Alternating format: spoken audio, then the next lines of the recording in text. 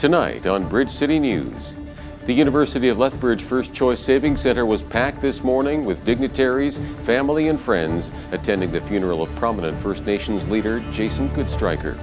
Former Cabinet Minister Peter MacKay made it official, announcing this morning that he will run for the Conservative Party leadership. And China has shut down public transportation within the city of Wuhan, the epicenter of the coronavirus outbreak, and today started banning cars from the downtown area as it tries to contain the virus. Your nation, your province, your southern Alberta. From the heart of Lethbridge, it's Bridge City News with Paul Arthur. Good evening. Thanks for joining us.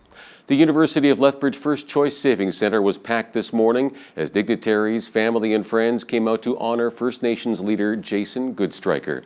Goodstriker was a former regional chief for the Assembly of First Nations. He also served as a councillor for the Blood Tribe and most recently as a member of the Alberta government's Fair Deal panel. Alberta Premier Jason Kenney and Blood Tribe Chief Roy Fox were among the dignitaries who paid tribute. A good athlete, a good politician, a good businessman in the energy sector, and yes, a great powwow announcer. And I'm proud that he joined our Fair Deal panel at my invitation to fight for this province, an opportunity that really excited him to help him make a difference for his people and for all of us. But those last couple of days really sum up the journey of his life. Hockey, working in the oil patch, fishing, bringing people together, helping Aboriginal kids. Last week, Jason sent me a text saying, quotes, "So happy to have the opportunity to help you and our people out. Things are going good. We'll keep at it." Goodstriker leaves behind his wife Tiffany and 9 children, 5 of whom they adopted. The University of Lethbridge hosted a series of sold-out TEDx talks today, featuring an all-local lineup of speakers. 11 people, each gave a 10 to 15-minute presentation centered around the theme of "I am still learning." Well, we at the University of Lethbridge are absolutely thrilled to have TEDx ULeth here today. And this is because it gives an opportunity for our community to have a voice, for our students, staff, and faculty to tell their personal stories, to share their big ideas, and to do that with the world. Yes, the Lethbridge community, but also the world, because we're live streaming this event, and we have people watching all over, including at the viewing parties, as well as family and friends worldwide. I think there's a real beauty in acknowledging that we are always learning, because that allows us to have the curiosity to get to know each other as people, instead of seeing each other as being on the right or the wrong side. I feel like very often we've decided that we know everything there is to know about somebody else, and we've decided that we're going to stop learning, and that's when we start making big assumptions and hurting each other very deeply. University officials say the event was a success and hope to host more TEDx talks in the future. Former Cabinet Minister Peter MacKay officially launched his bid this morning to capture the leadership of the federal Conservative Party before an enthusiastic hometown crowd in Stellarton, Nova Scotia. Ours is a great country, but while you are working hard and working harder for your families, your government is squandering opportunities. And those of you who know me know that there's something that my parents instilled in me at a very young age, like so many Canadian parents. You can't pass by a person in trouble or turn a blind eye. If you believe you can help, if you have something to do, be a good Samaritan, whether it be a neighbor or a stranger. It's the people who built this country.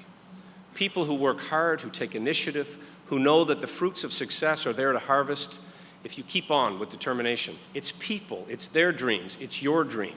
And that's why I'm standing here today, again, to announce my candidacy for the leadership of the Conservative Party of Canada.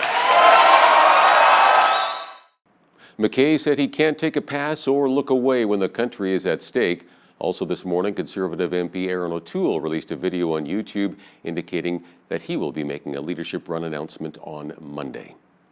As of this morning, St. John's, Newfoundland is no longer under a state of emergency, but the cleanup is still continuing from the blizzard that hit a week ago yesterday, and a parking ban remains in effect for all areas outside the downtown. Mayor Danny Breen says there are still challenges ahead. So there is a tremendous amount of work that got to be done. But yes, once we're complete and once we're done, we'll begin the debriefs and we'll begin the analysis, the lessons learned, and look at what's been a very, very challenging situation for us for the past while. But that we have time to do that. Right now, our focus is on getting the city cleaned up, getting back to normal operations in the city, and ensuring the safety of everyone in the city. You know, Ben, we're challenged by these back-to-back events, and that's really what created the problem that we had before. And then we get hit with 75 or 90 or whatever it is centimeters of snow. These things are unpredictable, so we have to look at that. We'll look at everything that we're doing with regards to snow clearing and do a full and thorough analysis, and we'll certainly look at some of the legislative needs that we need and look at how we function as a region. To be perfectly honest with you, I'm not focused on the cost of this operation. I'm focused on getting it done. And once we get it done and cleaned up, we'll deal with the cost, and we'll be looking to the federal government, for example, to see if there's some money that we can recover there. But we've got to get the job finished that we've begun, and our staff are continuing to work and work as we speak to make sure that we get this cleaned up as soon as possible. St. John's is offering free public transit until the 7th of next month to try to keep cars off the road. Also today, RCMP say they have found the body of the missing 26-year-old Joshua Wall, who disappeared after trying to walk to his friend's house during the blizzard. U.S. President Donald Trump's lawyers made opening statements today as their impeachment trial defense started. Trump is accused of abusing his office and obstructing the Congress investigation into the matter. White House counsel Pat Cipollone told the Senate that Democrats did not come close to proving their case. And yesterday, President Trump spoke out to a large crowd on another important issue at the annual March for Life rally. It is my profound honor to be the first president in history to attend the March for Life.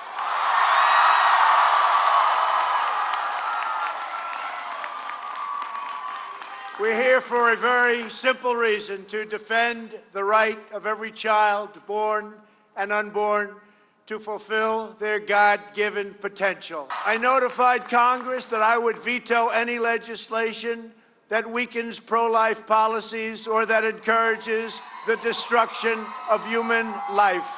Sadly, the far left is actively working to erase our God-given rights, shut down faith-based charities, ban religious believers from the public square, and silence Americans who believe in the sanctity of life. They are coming after me because I am fighting for you, and we are fighting for those who have no voice, and we will win because we know how to win. China has shut down public transportation within the city of Wuhan, the epicenter of the coronavirus outbreak, and has cut off trains, planes, and other links to the city, and today started banning cars from the downtown area. Lockdowns are now in place in 16 surrounding cities with a combined population of more than 50 million. Chinese health authorities report 41 deaths and more than 1,200 confirmed cases of the virus. At least 21 people have died following a strong earthquake in eastern Turkey Friday that collapsed several buildings. Various earthquake monitoring centers gave magnitudes ranging from 6.5 to 6.8, and the country's Disaster and Emergency Management Presidency says it struck at a depth of 6.7 kilometers. The agency says the quake was followed by 228 aftershocks, the strongest with magnitudes of 5.4 and 5.1. Recapping one of our top news stories, former Cabinet Minister Peter MacKay made it official, announcing this morning that he will run for the Conservative Party leadership. And a look at weekend weather. The mild weather will be sticking around for a while yet. Clear skies overnight with a low of -3.